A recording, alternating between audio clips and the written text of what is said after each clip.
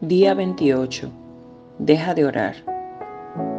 Uno de los momentos definidores en mi vida de oración tuvo lugar hace una década. Yo me hallaba en un grupo pequeño con Jeremy, un amigo que trabajaba por InterVarsity Christian Fellowship en la Universidad de Georgetown. Jeremy estaba trabajando con un presupuesto muy ajustado y su ministerio en el recinto universitario necesitaba una computadora. Presentó la petición al final de nuestra reunión y yo le dije que oraría por aquello, pero cuando comencé a orar sentí que el Señor quería que dejara de hacerlo. Era como si el Espíritu Santo me dijera: ¿por qué me lo preguntas a mí? Tú eres el que tiene la computadora que te sobra. Así que dejé de orar. Le dije a Jeremías que no necesitábamos orar acerca de aquel asunto porque yo tenía una computadora extra que le podía dar.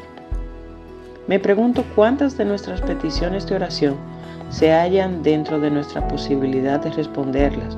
Sin embargo, le pedimos a Dios que haga lo que podríamos hacer nosotros mismos. Y después nos preguntamos por qué Dios no nos responde.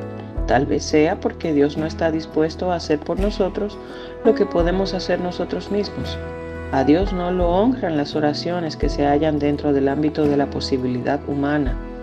Lo honramos cuando le pedimos que haga lo que es humanamente imposible. De esa forma, Él es quien recibe toda la gloria. Hay algunas cosas por las que no necesitamos orar. No necesitamos orar en cuanto a amar a nuestro prójimo. No necesitamos orar para dar con generosidad o sacrificarnos para servir. No necesitamos orar para bendecir a alguien cuando está dentro de nuestras posibilidades hacerlo. No tenemos que orar para volver la otra mejilla o caminar la milla extra. Dios ya ha hablado acerca de esas cosas. Así es como llega un momento en que orar se convierte en una forma espiritual de dejar las cosas para mañana. Entonces es hora de dejar de orar y comenzar a actuar. Deja de orar acerca del programa y llena la solicitud. Deja de orar por el amigo al que heriste y llámalo. No te limites a quejártele a Dios acerca de tu compañero de trabajo. Rodéalo con un círculo de oración. No te limites a orar por los misioneros. Hazles un cheque. Uno de mis héroes es Peter Marshall, quien fuera capellán del Senado de Estados Unidos. Sus oraciones de apertura en las sesiones del Senado son eternas. Peter Marshall creía en un enfoque de las Escrituras orientado a la acción. Me pregunto qué sucedería si todos nos pusiéramos de acuerdo para leer uno de los evangelios hasta que llegáramos a un lugar que nos dijera que hagamos algo. Después saldríamos a hacerlo y solo después de haberlo hecho comenzar a leer de nuevo. Hay aspectos del evangelio que son desconcertantes y difíciles de comprender. Sin embargo, nuestros problemas no se centran en las cosas que no comprendemos, sino más bien en las que entendemos, las que no nos sería posible comprender de manera errónea. Al fin y al cabo, esto es solo una ilustración de la realidad de nuestro problema. No es tanto el que no sepamos lo que debemos hacer. Lo sabemos perfectamente bien, pero no queremos hacerlo. Te ruego que no malinterpretes lo que estoy diciendo. Ora por todo y después vuelve a orar. Pero en algún punto tenemos que dejar de orar para comenzar a actuar. Uno de los grandes errores que cometemos es pedirle a Dios que haga por nosotros lo que quiere que nosotros hagamos por Él. Confundimos los papeles. Por ejemplo, tratamos de convencer de pecado a aquellos que nos rodean. Sin embargo, esa responsabilidad le pertenece al Espíritu Santo, no a nosotros. En ese mismo sentido, Dios no va a hacer por nosotros lo que nosotros podemos hacer por nosotros mismos. Muchos se quedan espiritualmente estancados, precisamente aquí. Se nos llama a orar por todo, pero llega un momento en el cual orar puede ser una forma de desobediencia, pereza o negligencia. No podemos limitarnos a orar como si todo dependiera de Dios. También debemos obrar como si dependiera de nosotros. Un verbo activo. Cuando la palabra cristianismo se convierte en nombre, se anula. El cristianismo fue pensado desde siempre con las características de un verbo, de manera más concreta. un verbo activo. El título del libro de los Hechos lo dice todo, ¿no es cierto? No es el libro de las ideas ni de las palabras, es el libro de los hechos.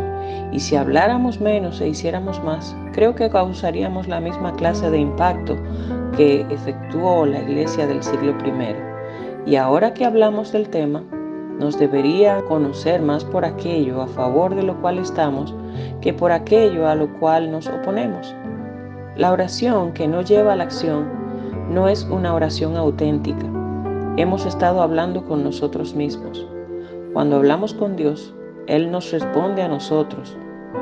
Nos provoca, nos despierta, nos mueve y nos impulsa. Cuando decimos amén, la inacción deja de ser una opción. Para mí siempre constituyen un desafío los miembros de nuestra congregación que dejan todo lo que conocen para irse a un campo misionero en otro lugar del mundo. Ellos son los verdaderos héroes del reino. Hace algunos años, Becky siguió la pasión que le había dado Dios, recorriendo medio mundo antes de llegar a una pequeña aldea de India. ¿Por qué? Porque no se podía limitar a orar por la injusticia que había presenciado, tenía que hacer algo al respecto. Me fui a India para trabajar con las mujeres y los niños que los traficantes dedican a la esclavitud sexual. La mayoría de esas mujeres eran de Nepal y terminaban trabajando como prostitutas a la fuerza en los infames y peligrosos distritos de India. Sus hijos nacían literalmente en los burdeles y no conocían de la vida nada más que violencias, violaciones y hambre. Aunque no pudiera rescatar a aquellas mujeres de su situación, les podría ofrecer esperanza y fortaleza a las sobrevivientes y a sus hijos. Dirigía sesiones de terapia por medio de la danza, ayudando a reconectar a las sobrevivientes con su cuerpo, permitiendo que se vieran a sí mismas como hermosas criaturas de Dios. La zona en la que estábamos trabajando era desastrosamente pobre y estaba infestada de malaria. Además, por ser una activista contraria al tráfico de seres humanos, corría peligro por parte de los traficantes y los dueños de los burdeles. Mis padres me suplicaban que me marchara, pero yo no me podía ir de allí. Podía ver a Dios en cada uno de sus hermosos ojos, inyectados de sangre y traumatizados, suplicándome que las tocara, que las consolara y, en fin de cuentas, que las amara. Si los cristianos creemos que la imagen de Dios está en todas las personas, ¿por qué no actuamos? ¿Por qué apartamos nuestros ojos de los pobres, de las viudas, de los huérfanos y de las prostitutas? Aunque la oración es necesaria y ayuda a dar un consuelo, no es suficiente para aliviar de verdad el sufrimiento. Dios no envió a su Hijo para orar por nosotros, sino para actuar por nosotros. La única cosa que me incomoda más que la franca maldad son las personas que permiten que sucedan injusticias con su falta de acción. Jesús transformó en acción el mensaje de Dios. Por eso nuestra misión debería consistir en dedicar nuestra vida a una acción similar. Cuando todo haya sido dicho y hecho, Dios no nos dirá, bien dicho, siervo bueno y fiel, nos dirá, bien pensado, bien planificado, ni incluso bien orado, solo nos va a elogiar de una manera, bien hecho, siervo bueno y fiel.